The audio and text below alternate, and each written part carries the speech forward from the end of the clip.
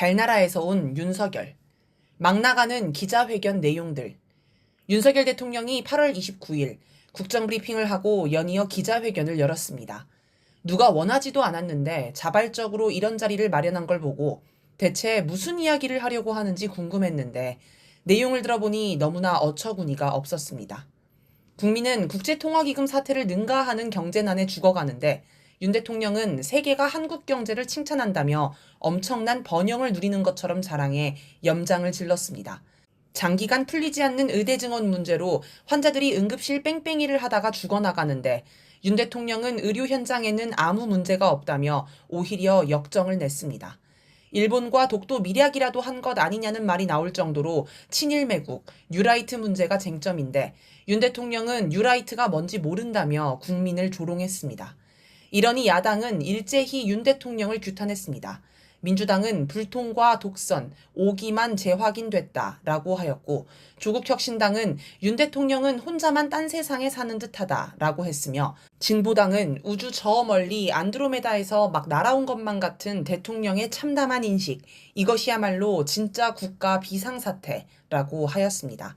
특히 의대 증원에 관한 대통령과 대통령실의 대응을 두고는 여당 내에서도 개탄의 목소리가 나옵니다. 신지호 국힘당 전략기획부총장은 28일 대통령실을 향해 달나라 수준의 상황인식을 보여주고 있어서 정말 앞이 캄캄하고 가슴이 먹먹해진다라고 비난했습니다. 뉴스 댓글도 거의 자화자찬, 지나친 자기 과신 상태, 입만 열면 거짓말, 공감 능력 제로, 말로만 들으면 세계 1등 국가다. 그런데 현실은 정반대니 정부의 대국민 사기극인가? 가상현실에서 사는 대통령 등 윤 대통령을 향한 비판 일색입니다.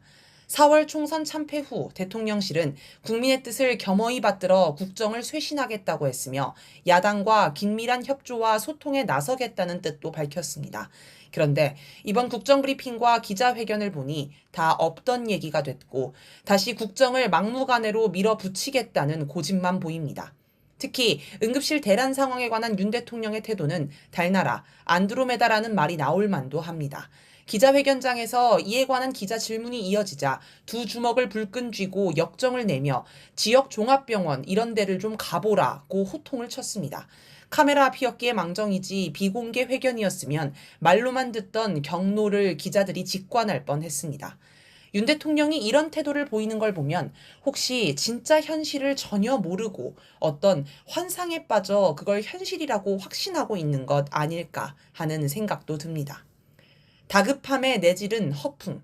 물론 확신이 아니라 허풍일 수도 있습니다. 탄핵이 위기에 몰려 더 이상 물러설 수 없다고 판단한 윤 대통령이 전쟁과 계엄을 염두에 두고 무식하게 밀어붙이는 것일 수 있습니다. 지금 민심은 부글부글 끓고 있습니다. 윤 대통령을 반대하는 정도를 넘어서 분노하고 응징하자는 여론이 폭발적입니다. 매우 심각합니다. 8월 30일 한국갤럽에 따르면 윤 대통령 지지율이 전주보다 4%포인트 급락한 23%로 나타났습니다.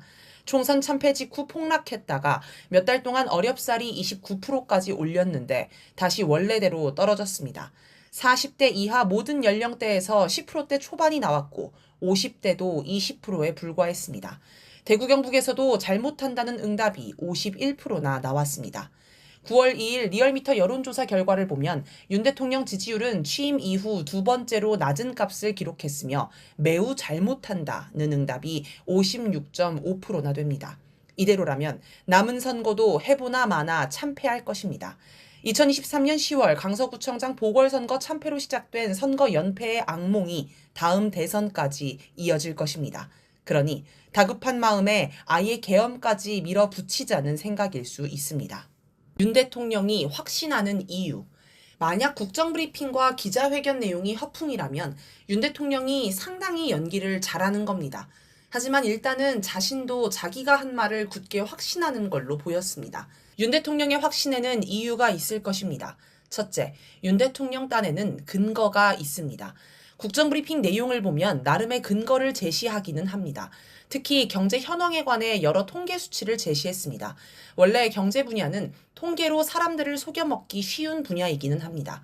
한국 경제 현실을 모르는 사람이 국정브리핑 내용을 들었다면 정말 한국 경제가 매우 잘 나간다고 여길 법도 합니다. 게다가 우크라이나 전쟁의 여파로 유럽 경제가 엉망이 되고 일본 역시 잃어버린 30년에서 벗어나지 못하는 상황이라서 한국 경제가 상대적으로 나아 보일 수 있습니다. 둘째, 천공의 냄새가 납니다. 윤석열, 김건희 부부와 천공의 관계는 유명합니다. 그래서 이번처럼 달나라에서 살다 왔나 싶을 정도로 윤 대통령이 뭔가 이상한 말을 하면 사람들이 천공 영상을 보면서 근거를 찾곤 했습니다. 천공 영상을 보면 민심과 동떨어진 해괴한 말이 많습니다. 의대 증원 문제 역시 윤 대통령이 저렇게까지 2,000명이라는 수에 집착하고 고집하는 이유가 혹시 천공 때문 아니냐는 이야기가 나옵니다. 8월 29일 진중권 광운대 특임 교수가 유튜브 방송 시사끝장에 출연해 의대 증원에 관한 김건희의 이야기를 전했습니다. 진 교수는 김건희가 2,000명이라는 수에 굉장히 뭐랄까 완강하더라. 이거 뭐 과학적으로 된 거고 블라블라블라 얘기하는데 라고 했습니다. 김건희가 2,000명 증원에 확신을 가지고 있음을 알 수 있습니다. 윤 대통령에게 천공을 소개한 사람이 김건희임을 생각해보면 김건희도 천공의 말을 듣고 2,000명 증원을 지상 명령으로 여기고 있는 것일지도 모르겠습니다. 또 진 교수는 대통령 주위에도 많은 의사들이 있지 않겠느냐라며 이들이 얘기를 하기만 해도 대통령이 불같이 경로를 하기 때문에 아예 말도 못 꺼내는 상황이라고 했습니다. 신성한 천공의 지시에 토를 다는 것 자체를 불경한 일로 여기는 것 아닌가 싶습니다. 셋째, 검사 특유의 독선, 독단적인 모습이 나온 것일 수 있습니다. 아무리 사회에서 잘 나가는 사람이라도 검사 앞에서는 꼼짝을 못합니다. 또 검사가 표적으로 정하면 어떻게든 엮어서 범죄자로 만들 수 있습니다. 한동훈 국힘당 대표는 검사 시절 후배 검사에게 검찰이 하는 수사에 표적 수사가 아닌 게 어디 있냐라는 말을 한 적도 있습니다. 이런 것에 맛을 들이면 세상 사람이 다 자기 발밑에 있다는 착각을 하고 안하무인이 됩니다. 뭐든지 자기 생각대로, 자기 하고 싶은 대로 해야 직성이 풀리는 사람이 됩니다. 윤 대통령은 이런 검사의 특질을 200% 갖춘 인물입니다. 대선 때 윤석열 캠프에 있었던 한 인사는 대통령 후보로서 준비도 덜 되고 정치에 대한 이해가 떨어지는데 자꾸 자기중심적 판단을 내리려고 했다라면서 입만 맞추는 윤핵관 얘기만 들었다라고 증언했습니다. 윤 대통령이 한 유명한 발언인 사람에게 충성하지 않는다라는 발언도 무슨 거창한 뜻이 있는 게 아니라 상관 말을 안 듣고 항명한 걸 해명하면서 나온 말입니다. 원래 검사는 자기 상관도 감옥에 보내고 그 자리를 차지하는 집단입니다. 그러니 대통령이 된 뒤에도 국민의 눈치를 보기보다는 자기 생각이 무조건 옳다고 확신하며 이에 반발하는 세력은 야당이든 국민이든 다 적으로 반국가 세력으로 여길 수 있습니다. 넷째, 미국이 부추긴 것일 수 있습니다. 한미일 삼각동맹 완성이 절실한 미국은 미우나 고우나 일단 윤 대통령을 우쭈쭈해서 임기 중에 최대한 한일 관계를 밀착시키려 합니다. 그래서 윤 대통령에게 지금 잘하고 있으니 계속 열심히 하라는 신호를 주고 있는 듯합니다. 지난 8월 1일 세계은행이 보고서를 발표해 한국을 성장의 슈퍼스타라고 띄워준 것이나 미국 신용평가사 스탠다드 앤드 푸어스가 2026년 한국의 1인당 국내 총생산이 4만 달러를 넘을 것으로 전망한 것도 이런 일환일 수 있습니다. 또 미국 존 F 케네디 재단이 2023년 용기 있는 사람들 상을 윤 대통령과 기시다 후미오 일본 총리에게 공동 수여한 것이나 지난 4월 커트 캠벨 미국 국무부 부장관이 윤석열 대통령과 기시다 후미오 일본 총리가 노벨 평화상을 받을 자격이 있다라고 말한 것도 윤 대통령에게 한일 관계에 박차를 가하라는 신호입니다. 윤 대통령이 하늘처럼 떠받드는 미국이 이렇게 확신을 주니 신이 나지 않을 수 없을 것입니다. 이기홍 동아일보 대기자는 8월 22일 칼럼에서 요즘 윤 대통령의 태도가 달라졌다고 전했습니다. 사적인 술자리가 거의 사라지는 등 술을 멀리하고 있다는 것입니다. 또 지지자들의 핵심 요구를 실현하려는 의지를 보인다고 합니다. 이런 다짐을 밝힌 게 광복절 경축사라고도 했습니다. 윤 대통령이 진짜 뭔가 열심히 하려는 것일 수 있습니다. 그런데 광복절 경축사를 돌아보면 이게 6.25 경축사인지 헷갈릴 정도로 반공, 반북에 찌든 내용이었습니다. 또 국내로는 반국가 세력을 소탕한다는 미명 아래 독재를 강화하려는 의도도 내비쳤습니다. 광복절 경축사임에도 일본 이야기를 꺼내지 않은 걸 보면 한일 군사동맹을 위해 친일 매국 정책을 지속하겠다는 의지도 엿보입니다. 원래 어떤 일에 확신이 생기면 그 방향으로 곧바로 가려 하고 점점 더 빨리 가려 합니다. 아마도 윤 대통령은 국민의 뜻과는 반대인 친일매국, 독재, 계엄, 반북 대결, 전쟁 등의 방향으로 직진성, 가속성을 보일 듯합니다. 달라진 미국의 처지. 이런 모습은 과거 이명박 박근혜 때와도 다릅니다. 이명박 정권은 한미 자유무역협정을 추진하기 위해 미국이 요구한 대로 쇠고기 수입을 재개했다가 광우병 촛불이라는 엄청난 역풍을 맞았습니다. 그러자 이명박 대통령은 2008년 6월 19일 청와대 특별 기자회견을 열고 고개를 숙였습니다. 그는 청와대 뒷산에서 광우병 촛불을 보는데 자기가 오래전부터 즐겨 부르던 아침 이슬 노랫소리도 들렸다고 이야기하며 사죄했습니다. 그 후 한미는 추가 협상을 통해 30개월 이상 미국산 쇠고기 수입 금지, 4개 특수부위 수입 금지 등 쇠고기 수입 요건을 강화했습니다. 또 한미 FTA 협상에도 영향을 미쳤는데 이게 미국 정치인들 사이에서 한미 FTA에 불만을 품게 된 이유가 되었습니다. 한미 FTA가 체결되자 미국 정치인들은 한미 FTA 협상에 실패했다고 혹평했으며 트럼프 대통령은 미국이 큰 손해를 봤다며 재검토를 주장하기도 했습니다. 박근혜 정권도 한일 군사정보보호협정을 체결하고자 했지만 국민의 반대가 심했기 때문에 차마 추진하지 못하고 임기 말까지 미뤘습니다. 결국 탄핵으로 쫓겨날 처지가 되어서야 서둘러 졸속으로 처리해버렸습니다. 그런데 한미 FTA나 지소미아 같은 것들은 국내 정치 쟁점이 아니라 모두 미국이 관심을 두고 추진한 사업들입니다. 이걸 이명박 박근혜 정권이 마음대로 속도를 늦추거나 수위를 낮출 수는 없습니다. 모두 미국이 양해 혹은 승인을 해줬기에 가능했던 일들입니다. 미국은 적폐 세력이 선거에서 참패하거나 정권에서 쫓겨날까봐 승인했을 것입니다. 그런데 지금은 윤석열 정권이 탄핵 위기에 몰려 있는데도 전혀 속도를 늦춰주지 않습니다. 한미일 삼각동맹의 속도를 내다가 친일매국 정권으로 완전히 낙인 찍혀 지지율이 추락하는데도 그저 밀어붙일 뿐입니다. 미국의 태도가 바뀐 건 미국의 처지가 바뀌었기 때문입니다. 미국이 그래도 여유가 있으면 한국 정권을 좀 풀어줄 수 있습니다. 그런데 지금은 미국도 다급하니 한국 정권을 더 쥐어짜려고 합니다. 봐줄 여유가 없는 것입니다. 미국의 처지가 바뀐 것은 미국의 패권이 몰락하는 모습에서 확인할 수 있습니다. 미국이 막대한 무기를 제공하며 사실상 미국 러시아 대리전으로 진행하는 우크라이나 전쟁에서 러시아가 승리하고 있습니다. 최근 우크라이나는 정예 부대를 모아 러시아 본토로 진격하는 모험을 했는데 결국 이것도 패착이 되었다는 분석들이 나오고 있습니다. 원래 우크라이나는 러시아 본토를 공격하면 러시아가 동부전선의 부대를 본토 방어로 돌릴 것으로 기대했습니다. 그러나 러시아는 우크라이나의 기대와 다르게 움직였습니다. 이제 미국 언론조차 기존의 동부전선에서 러시아 진격 속도가 빨라졌고 러시아 본토에 들어간 우크라이나 정예 부대도 고립 위기에 처했다며 우려하는 보도를 내고 있습니다. 이스라엘 상황도 비슷합니다. 미국의 지원을 받는 이스라엘은 하마스 소탕전에서 별다른 성과를 내지 못하는 가운데 이란, 레바논 등으로 대책 없이 확전을 하고 있습니다. 미국은 이스라엘의 민간인 학살에 공동 책임이 있다며 전 세계의 규탄을 받고 있으며 자국 내에서도 이스라엘 지원 반대 여론이 들끓는 등 난감한 상황에 빠졌습니다. 과거 미국은 전쟁 초기에 막대한 물량을 퍼부어 기선을 제압하고 전 세계를 두려움에 떨게 했습니다. 그러나 요즘은 미국이 개입한 전쟁마다 영 신통치가 않습니다. 승기를 잡지도 못하고 원하는 성과도 내지 못합니다. 미국의 군사 패권이 한물 간 것 아니냐는 의심이 커지고 있습니다. 미국이 야심차게 추진한 중국 봉쇄 정책도 사실상 실패했습니다. 특히 미국이 심혈을 기울인 반도체 봉쇄는 오히려 중국의 반도체 자립만 키워주는 꼴이 되었습니다. 미국 반도체 기업들도 중국과의 거래를 유지하기 위해 정부 규제를 회피하는 잔머리를 굴리고 있습니다. 미국은 아프리카에서도 쫓겨나고 있습니다. 미국은 니제르와 9월까지 미군을 철수하기로 합의했습니다. 니제르 옆 차드에서도 특수부대원을 빼기로 했습니다.